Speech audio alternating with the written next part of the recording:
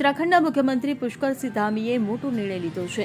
CM ધામીએ Haridwar, Dehradun, Nainital અને ઉધમસિંહ નગર સ્થિત વિવિધ સ્થળોના નામ બદલી નાખ્યા છે। હરિદ્વાર જિલ્લામાં સ્થિત ઔરંગઝેબપુરનું નામ બદલીને શિવાજીનગર કરવામાં આવ્યું છે। એ જ રીતે ગાજેવાલીને આર્યનગરમાં ફેરવવામાં આવ્યું છે।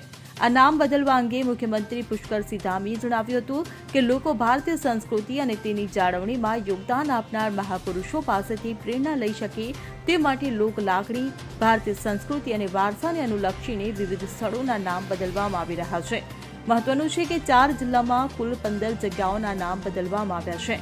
આમાંના ઘણા નામો ચોક્કસ ધર્મના લોકોના નામ પરથી રાખવામાં આવ્યા હતા।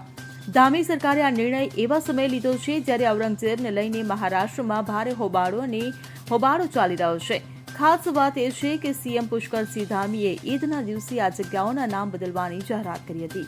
Bureau report CN24 news. હવે જુઓ દેશ દુનિયાની તમામ ખબરો તમારી આંગળીના ટેરવે। ઉઠાવો મોબાઈલ અને Google Play Store પરથી ડાઉનલોડ કરો અમારી CN24 ન્યૂઝ મોબાઈલ એપ।